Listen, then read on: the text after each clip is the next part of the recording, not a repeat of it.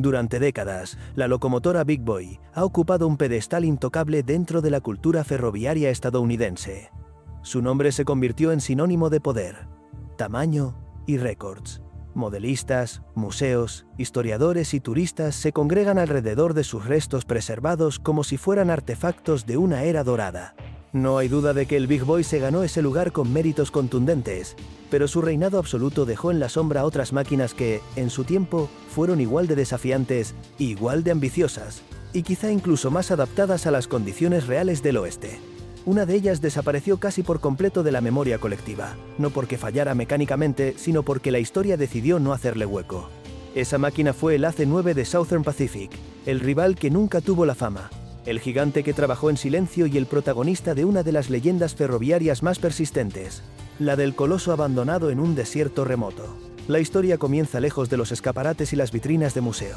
Comienza en las montañas y en las líneas duras donde la operación ferroviaria no era un espectáculo, sino una batalla cotidiana contra el clima, las pendientes, los túneles y la distancia. Allí, la Southern Pacific necesitaba locomotoras que no solo impresionaran con cifras, sino que sobrevivieran. La compañía había lidiado durante décadas con un obstáculo que no afectaba a la Union Pacific en el mismo grado: los túneles y los cobertizos antiavalanchas. Aquellas largas estructuras de madera, construidas para proteger la vía de nevadas invernales, atrapaban el humo del vapor y lo convertían en un gas asfixiante. Para los maquinistas, avanzar a través de ellos equivalía a respirar carbón caliente. Muchos acababan tosiendo sangre en los lavabos de las estaciones terminales. Esa realidad obligó a la Southern Pacific a diseñar soluciones que ningún otro ferrocarril del país se atrevió a adoptar.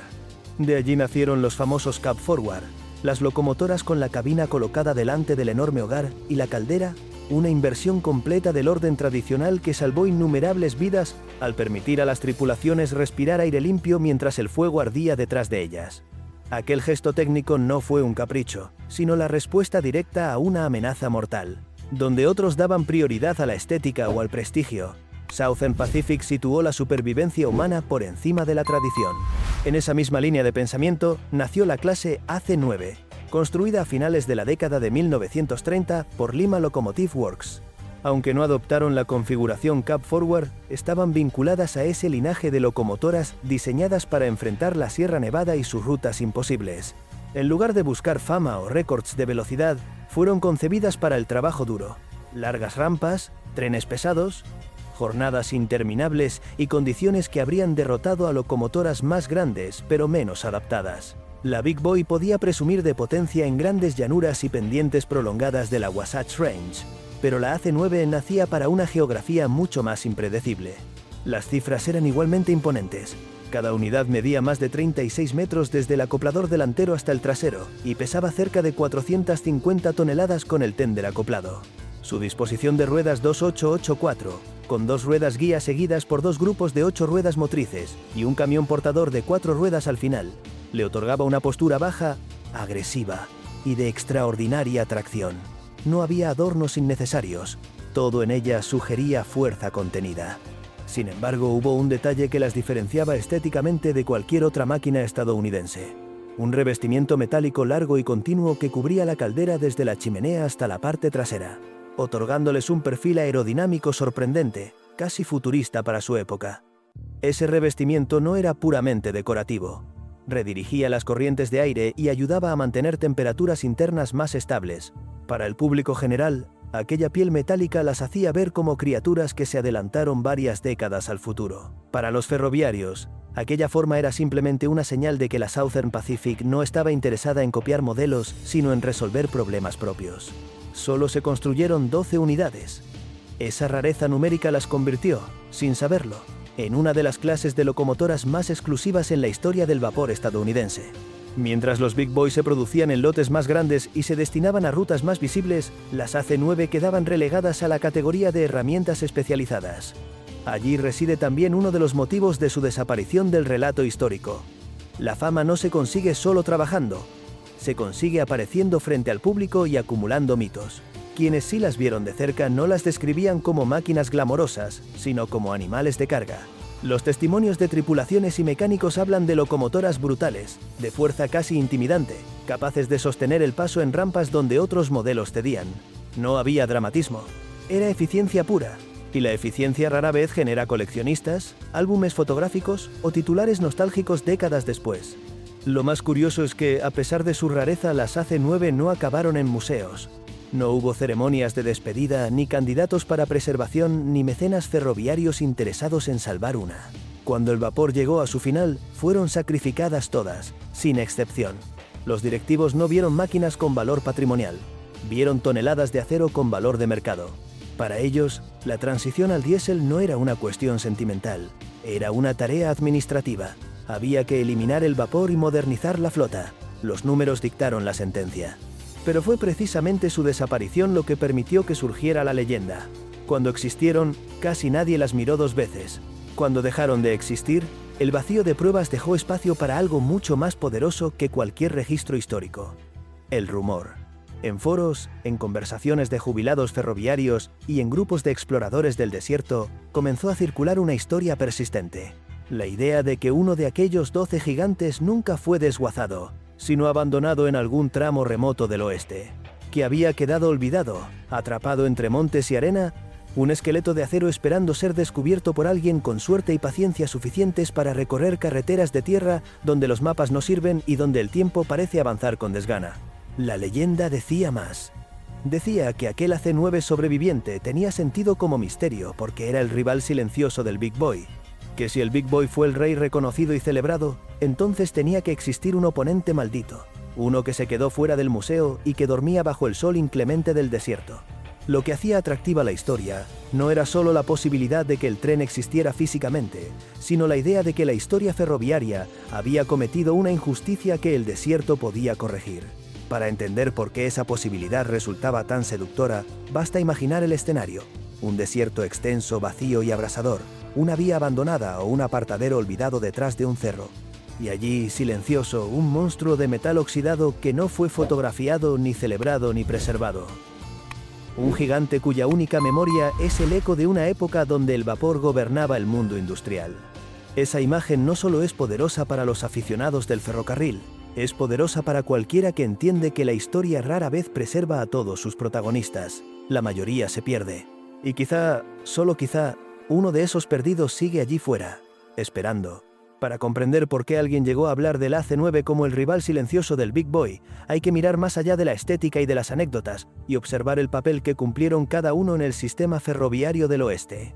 El Big Boy nació como un símbolo de expansión y ambición de la Union Pacific. Era la respuesta directa a la necesidad de transportar trenes cada vez más largos a través de las montañas Wasatch y del territorio entre Wyoming y Utah. Su historia está ligada al crecimiento industrial, al carbón y a un relato casi heroico de potencias sin límites. Cada fotografía del Big Boy parecía una declaración de supremacía. El AC-9, en cambio, nunca tuvo la intención de convertirse en símbolo. Era una herramienta, una pieza de ingeniería específica para un entorno específico. No estaba destinado a convertirse en publicidad, ni a atraer periodistas, ni a aparecer en calendarios. Estaba destinado a mover toneladas de mineral, madera, grano y mercancía general a través de una red que no perdonaba errores. La Southern Pacific sabía que sus locomotoras no podían ser meramente potentes. Tenían que ser obedientes, resistentes y, sobre todo, capaces de trabajar en ambientes donde el calor, el polvo y las pendientes podían matar cualquier motor con aspiraciones de gloria. Esa diferencia de propósito ya marcaba dos caminos divergentes. El Big Boy fue construido para ser visto. El AC-9 fue construido para sobrevivir. Podían compararse en cifras, pero no en filosofía. Y sin embargo, el desempeño real de ambos revelaba que estaban más cerca de lo que el relato popular quiso aceptar. El Big Boy arrastraba cargas inmensas a través de largas distancias con una estabilidad admirable. El AC-9 hacía lo mismo, pero en líneas más cerradas, más violentas y más exigentes para la maquinaria. Incluso en cifras, la brecha no era tan grande como sugiere la fama. El Big Boy, con su configuración 4884, llevaba dos juegos de ruedas motrices de 8 ejes, idénticos a los del AC-9. Ambos utilizaban rodajes articulados diseñados para distribuir el peso sobre la vía y permitir el paso por curvas ajustadas que habrían sido imposibles para locomotoras rígidas. Las diferencias existían en dimensiones, velocidad y potencia máxima, pero no eran tan abismales como la memoria popular las presenta hoy.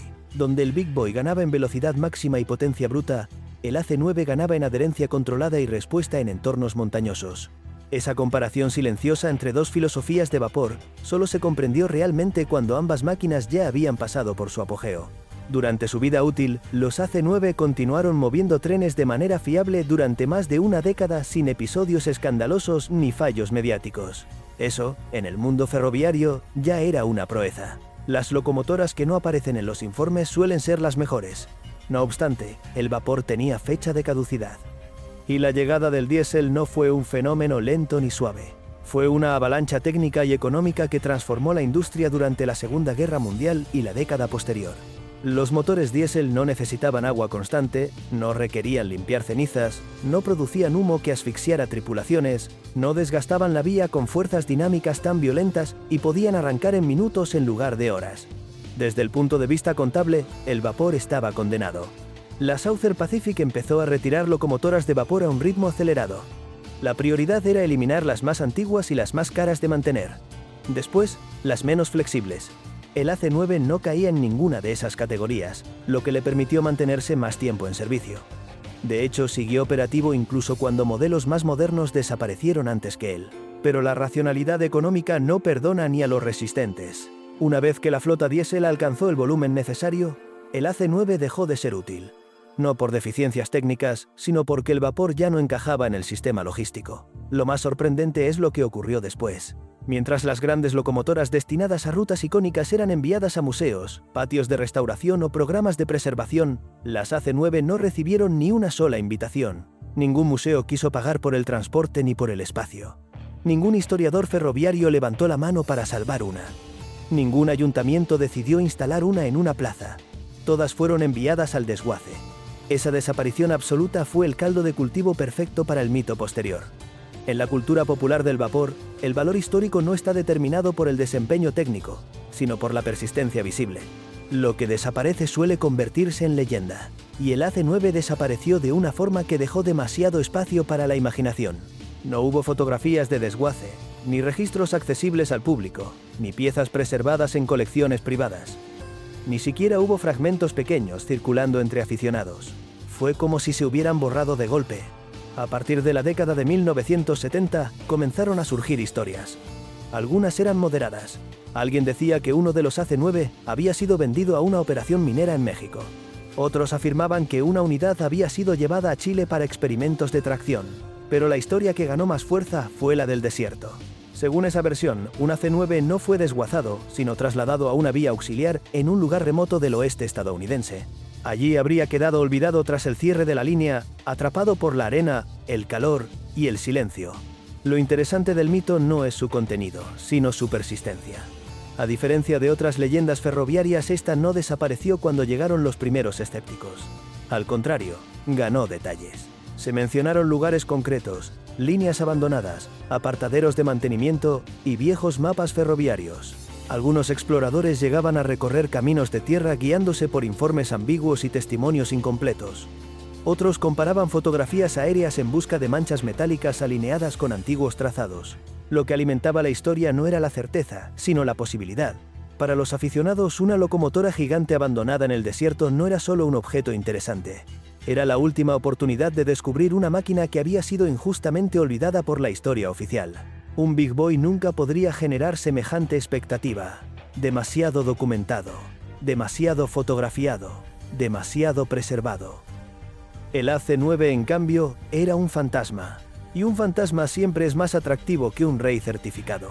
Con los años, la Southern Pacific permitió que la transición al diésel borrara una parte de su legado. No fue algo intencional.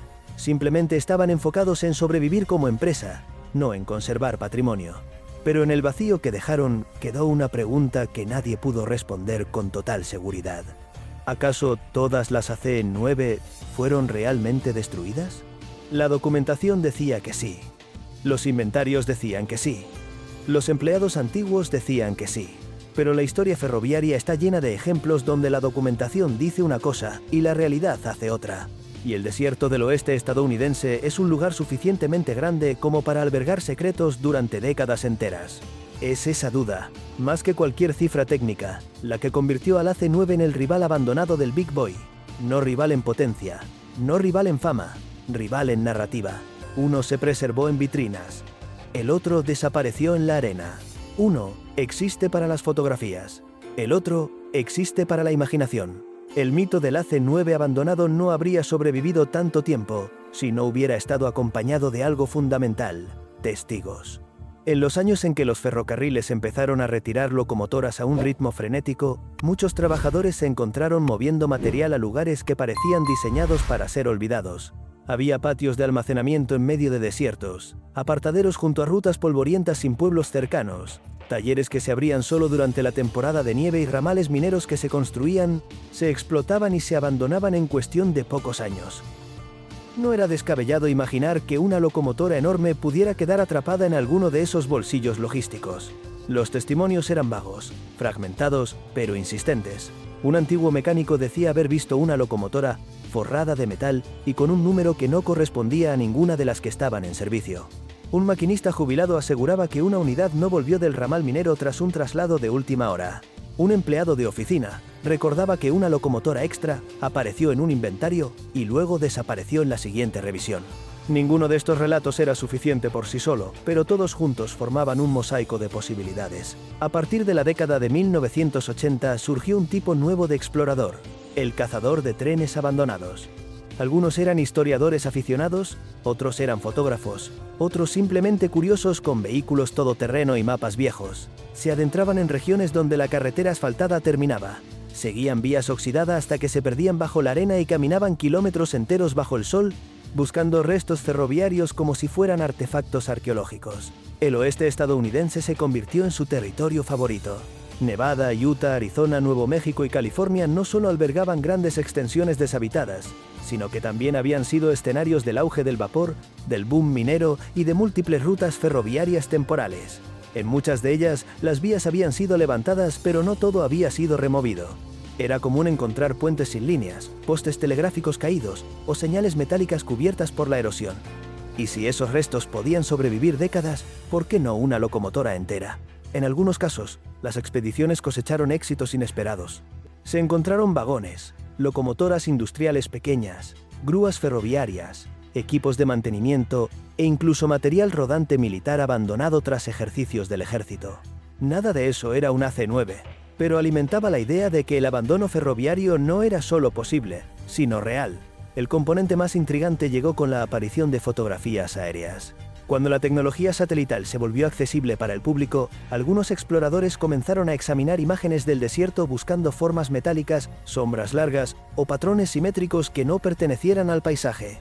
Hubo manchas que despertaron interés, rectángulos alargados, figuras inclinadas o líneas paralelas que parecían ser antiguas vías. Se organizaron expediciones para comprobarlas. La mayoría terminaban en nada. Restos agrícolas, vehículos oxidados, contenedores, tuberías o cobertizos industriales. Pero la persistencia de la búsqueda mantenía viva la posibilidad de que algo mayor estuviera escondido en otra coordenada. Algunos historiadores ferroviarios intentaron acabar con el mito desde el origen. Escarbaron en los registros de la Southern Pacific, revisaron inventarios, compararon fechas de baja y cruzaron datos de talleres y fundiciones. Según los documentos, las 12 unidades AC-9 habían sido retiradas entre la década de 1940 y la de 1950, desmanteladas y vendidas como chatarra sin que ninguna saliera del país. Pero en el mundo ferroviario, lo escrito y lo ocurrido no siempre coinciden. El desguace industrial de aquellos años era desordenado y muchas locomotoras se desmontaban parcialmente en un lugar y luego se trasladaban a otro para el trabajo final. El seguimiento detallado no era una prioridad. Las compañías ferroviarias no imaginaban que un día alguien querría rastrear la historia de cada unidad. Lo que hizo que el mito persistiera no fue la probabilidad, sino el deseo. En un mundo donde casi todo lo industrial está catalogado, archivado y fotografiado, la idea de que algo tan grande pudiera simplemente desaparecer tenía un atractivo irresistible. Un Big Boy no podía perderse. Un AC-9, en cambio, sí podía. Y esa posibilidad hacía al segundo más interesante que al primero. Con el paso del tiempo, la narrativa se refinó. Algunos exploradores afirmaron que el AC-9 no estaba completo, sino que había perdido su tender y parte de su revestimiento. Otros aseguraban que no estaba sobre una vía, sino en un foso seco o dentro de un cobertizo derrumbado. Incluso surgieron teorías que lo vinculaban a la minería privada, argumentando que una locomotora de tales dimensiones podría haber sido utilizada como generador estático o como fuente de vapor para procesos industriales. Ninguna de estas hipótesis tenía confirmación, pero todas tenían una cualidad seductora.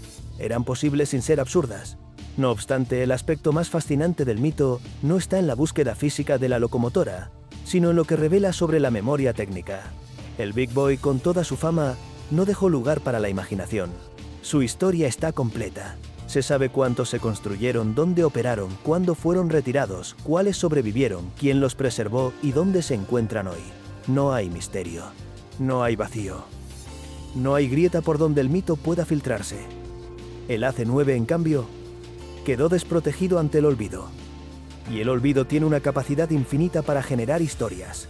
En cierto modo, la leyenda del AC-9, abandonado en el desierto, le otorgó en muerte algo que nunca tuvo en vida: protagonismo. La máquina que trabajó en silencio se convirtió en el objeto de búsqueda más romántico del vapor estadounidense. No aparece en museos, pero aparece en conversaciones de café, en hilos de internet, en mapas anotados y en los planes de viaje de exploradores que cargan bidones de combustible y agua para internarse durante días en valles remotos. El final de esa historia no tiene resolución concluyente. No hay prueba definitiva de que un AC-9 haya sobrevivido. Tampoco hay prueba definitiva de que no haya sobrevivido. Lo que sí existe es algo más profundo que la prueba: el sentido de que quizá debería haber sobrevivido. Que una locomotora de ese calibre merecía al menos un testigo físico. Que el hecho de que todas fueran destruidas fue una pérdida cultural tan grande como la desaparición de un teatro histórico o de un puente centenario. En la historia del vapor, la grandeza no siempre estuvo en las máquinas más famosas. A veces estuvo en las máquinas más necesarias. Y en esa categoría, el AC-9 ocupa un lugar más alto del que suele reconocerse. No tenía el nombre imponente del Big Boy, ni la velocidad del Challenger, ni la elegancia del Hudson, ni la mística del Cab Forward, pero tenía algo que pocos gigantes del vapor lograron: una utilidad perfecta para el terreno que le tocó servir. Por eso, incluso si ningún AC-9 está enterrado bajo la arena, la leyenda seguirá viva. Porque el desierto estadounidense, con sus valles áridos y su silencio impenetrable, es el escenario perfecto para recordar que no todo lo importante queda preservado. A veces, lo más valioso es precisamente aquello que se perdió. Y en ese sentido, el AC-9 es más rival del Big Boy en la memoria que en la vía. El Big Boy sobrevivió para ser fotografiado. El AC-9 desapareció para ser buscado. Uno ganó fama, el otro ganó misterio. Y en el largo corredor de la historia, el misterio avanza más lejos que la fama.